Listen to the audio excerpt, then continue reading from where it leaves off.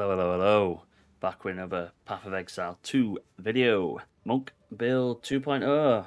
Finally, if anyone's been watching my live streams, you know I've been playing around with this for quite a while. Trying to change it, build it, trying multiple different things. This has finally come to something that I feel like works. It can be faster, it can be quicker, okay? But it's all about getting that gear. My gear's not very good. It is and it isn't. It's not very expensive. So like, I'm talking maybe 2 free divine I spent in total, but mainly that's on like transferring into exalted and stuff like that.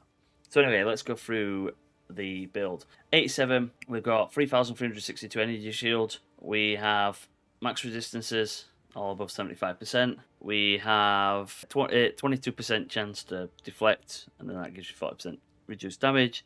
And then charm duration modifier is 47%. Let's go through the skills. So in Ice Strike, we currently have rapid attacks, elemental armament, crescendo, rage, and pinpoint critical. The best thing about crescendo is your skills become ancestrally boosted. So what happens is when you do an Ice Strike, you will see, as I said in my other video, you'll see like your character attack these two as you're attacking other enemies. It's really, really good. And then pinpoint critical, we're going for more critical hit chance because we're fully spec'd into more of a crit build. I'm going to play around with it. Like I say, it's getting there.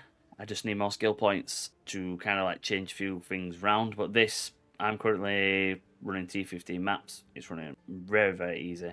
It's destroying bosses easy. And that's with the next skill, Falling Thunder. So Falling Thunder is a melee that does projectiles, and it will be benefited by something called Nova projectiles as well. So this gains 4 additional projectiles and they fire into a circle. As you saw in the video, you'll see them fly around everywhere. It does reduce your damage, so as you can see here, 40% loss, but with the addition of culmination, the damage goes up. So as you can see, you get 3% more damage per combo. Okay, so it's swings and roundabouts, let's say. We've got this with ricochet, so when we hit, they will ricochet off around and bounce here, there, and everywhere, all around the map. Okay, then we've got elemental armament for extra elemental damage, and then we've got it with inevitable critical to gain critical hit chance each second until it critical hits, and when it critical hits, we lose the critical hit. Okay, so with culmination, you build up combo. As you can see, this number down here. Whenever you hit, this number will go up. If you just use Ice Strike all the way through, this number is going to go up and up and up and up and up. Okay, as well as this number, which means that your next hit will be a critical hit, X amount of damage. So look, that's what is it? Where is it? 3% per combo. So if you have a combo of 10, that's 30%. 100, 300%. Okay, that's how people are one-shotting bosses. That's how people are doing stupid amounts of damage. The only difference is most people just run it to one-shot bosses. I run it to actually clear maps. So it genuinely clears maps all around. It will bounce everywhere. Okay, then we've got Charge Staff. Charge Staff with prolonged duration, perpetual charge, freeze, shock, and Rigwald's ferocity. We've got this in weapon set 1. I've just added this. Not too sure whether I want to keep it. I'm not too sure if I've seen the bigger improvements for it. I'm hoping. It seems like Ice Strike's got a little bit faster, but it's not a massive difference. But we'll keep testing it. Next one, Shattering Palm. So Shattering Palm basically strikes them with an attack, and it converts 60% of the damage to cold damage. We've got this with Biting Frost, which means it cannot freeze, but it consumes any freeze on an enemy to deal 40% more damage. Supporter skills deal 20% more damage to unique enemies. This is a tricky one because I don't know if to run this on Shattering Palm or Ice Strike. I'm thinking of maybe running Freeze on Shattering Palm and Biting Frost on Ice Strike. So then your Shattering Palm, that will freeze the enemies, and then your Ice Strike, it will give you an extra 40% of damage. But we'll play around with it. Next we have Elemental Armament, Ice Bite for more cold damage, Ancestral Call for it to be ancestrally boosted, and the Magnified Area for more area of effect. Again, Ancestral Call gives you boosted every 3 seconds. When you do your Shattering Palm, you'll see it moving around. Again, you'll go over here and it'll strike these two. Okay, and it creates a massive area of effect. Pair that with Herald of Ice and Herald of Thunder and Herald of Ash, and you have a huge area clear. Herald of Thunder, we have Overreach, Blind, Long Shot, Living Lightning. Living Lightning generates basically little lightning minions and they fly around. And as you can see here, the minions have 1% increased attack speed per 10 of your dexterity, and then they have damage per your strength. And yeah, they seem to carry charges very well. So it seems to get Herald of Thunder proccing pretty good. Then we have Herald of Ash for basically overkill damage. And we have this with Magnified Area and Fire Mastery. Hand of Chayula. Hand of Chayula is there to apply Sniper's Mark, which gives us a 62% critical damage bonus. With Culmination as well to increase the damage. Then I've got Ancestral Call again, so it strikes more than one person. And then we've got Aelif's Chimes. Not too sure whether I want to keep this on. I might look at maybe putting something else on it. I'll play around with it, and I'll leave whichever one I change in the build. Herald of Ice, we've got Herald of Ice with Frozen Spike, which triggers ice fragments. Magnified Area, so it gets you an increased area effect. Cold Attunement for more cold damage. Less fire and lightning damage. Elemental Armament for more elemental damage. And Elemental Focus for more elemental damage, but it cannot inflict ailments. Okay, so we don't need it to inflict any ailments because we don't need it to freeze, we just need it to shatter. Then Wind Dancer we have with Blind again, Mana Leech, Clarity, and Magnified Area. Blind is very, very good. It helps you survive quite a lot, especially since you are a melee build. And then finally we have Combat Frenzy with Charge Profusion. You could probably run anything else realistically in there. You could probably have Clarity 1, so you've got an 80% mana regeneration rate, okay, paired with Mana Leech as well, so it's 8% of physical damage supported as mana.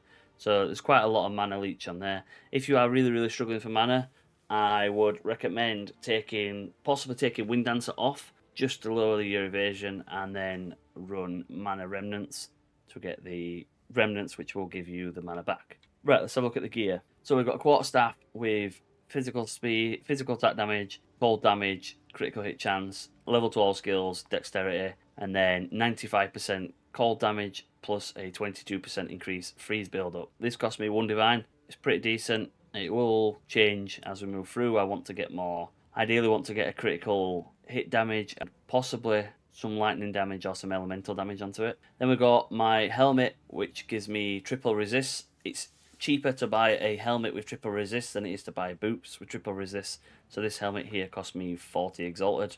So like I say, it's very, very good. Then we have my body armor. This body armor cost me next to nothing. It cost me like 5 exalted because I just bought the Abyss and crafted it. So we've got 1158 evasion and 452 energy shield. Then we have 2 rings. So this is fire resistance, elemental resistance, and stuff like that. Fire damage. This basically gives me full fire resistance just off 1 ring. As you can see, I go from 34% to 98%. So it gives me 64% just on this 1 ring. Then we've got the unset ring, which gives you resistances, physical damage as life, and some lightning damage. Then we have the Serpent's Gold Egg. We've got this with Subterfuge Mask because I've taken an energy shield head. That will give me evasion per 1 energy shield. This gives you an additional charge whenever you gain a charge. Okay, so if you gain 1 charge, you get 2 charges. You gain 2 charges, you get 3, 3, 4, 4, 5.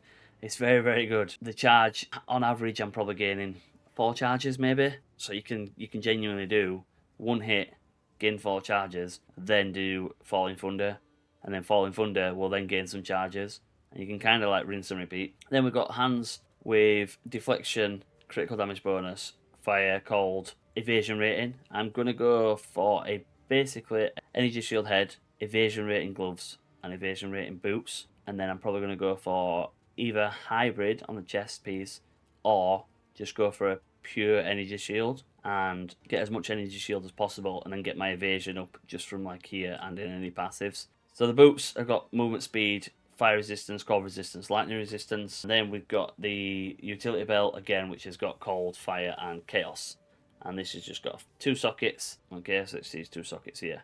In the sockets we have Breath of the Mountains, which basically once you get cold damage, I gain a power charge. This one, when I take lightning damage, I gain a frenzy charge. And this one, when I've ignited, create ignited ground for 4 seconds, and then I basically ignite enemies, and then I deal fire damage equal to 500% of my maximum life. This is very, very good. It activates quite a lot, especially on like ignited ground, same as this with like chill ground, and then this with shock ground. So they're really, really good. They work really well. Right, let's move into the passives. So for the monk, I have taken Lead Me Through Grace for spirit, based on energy shield and evasion. I am the Blizzard for cold damage. I am the Thunder for lightning damage. And then Sunder my enemies for critical hits. Ignore non-negative enemy monster elemental resistances. You can get a node for this, as I said before, but the node is expensive. So I would keep this on until you could get the node, and then maybe look at dropping possibly your lightning damage or your cold damage and coming up and taking elemental expression. You can put Nova projectiles in elemental expression, because as you can see here, it fires out an icy wave, which is 3 projectiles. So that'll put it to 7, and then you can have an arcing bolt, and then obviously fire damage. So this is a trigger skill. It's AoE, it's projectile.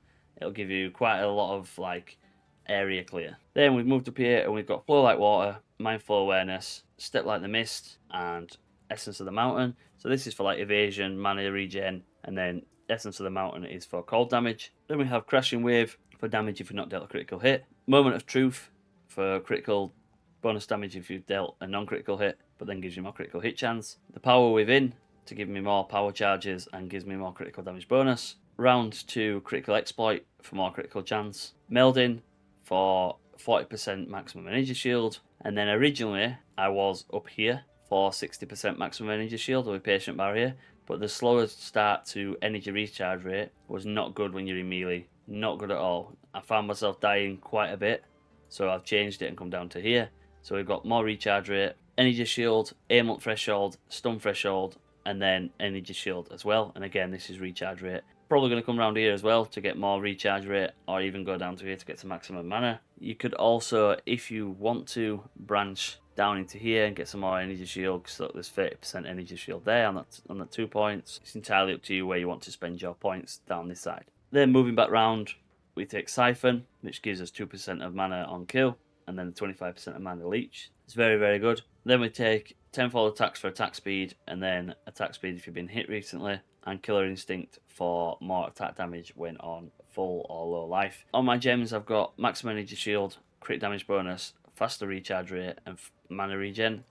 Then we take Resonance to gain a charge whenever we hit. Chakra of Thought for 8% of damage is taken from mana before the life, and then you get 15% attack speed. Then we've got True Strike for critical hit chance, for the Jugular for critical damage bonus, and then Deadly Force some more critical damage bonus. Spectral Ward for energy shield per 12 evasion on bit body armor. If you've got a energy shield chest, don't take Spectral Ward. Okay, you could probably remove all that, which then you can use to put into like more energy shield over here, or maybe flat attack damage down here. Okay, again into this point here, which gives you evasion rating, and then gain deflection based off evasion rating, or even down to here to gain 3% evasion rating per your intelligence, and then gain your accuracy equal to your intelligence. Okay, so these are good down these nodes, or even branch down and get the 40% increased cold, increased damage from Herald of Ash, Herald of Ice, and Herald of Thunder. We are a Triple Herald build, so it will work in your favour. Then we take Overflowing Power for more power charges, Careful Assassin for critical hit chance but reduced critical damage bonus, Thin Ice for more freeze build up and more damage against frozen enemies, a Jewel Appear for more energy shield, more critical damage bonus, recover some life on kill, and some elemental elemental damage. Down for Throat Seeker to get increased critical damage bonus but reduce critical hit chance. Remember these two hand in hand. Whirling Assault for attack speed with Quarterstaff. Martial Artistry for accuracy, critical damage bonus, and dexterity. With the Storm, they basically count as power charges, consuming additional power charges. And then finally, Heart Stopping, Struck Through, and Heartbreaking for more critical hit chance and critical damage bonus. This will be a work in progress. I am changing it around. I am respecking, changing. If anyone watches my stream, I've been here, there, and everywhere, all over. There's a lot of nodes that I want to try, especially this node here, which I'm going to look at trying and seeing how it will work. I'll update you on my progress with that one. But if you have a high energy shield chest, remove these.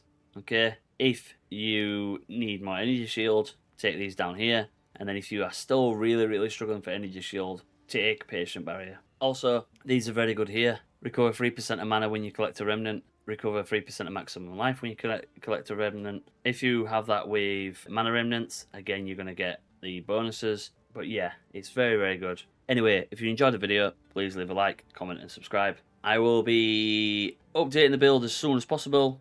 changing around anything like that, if I found anything new. I am going to try and get Flickr to work, but I don't want it to work like everyone else has.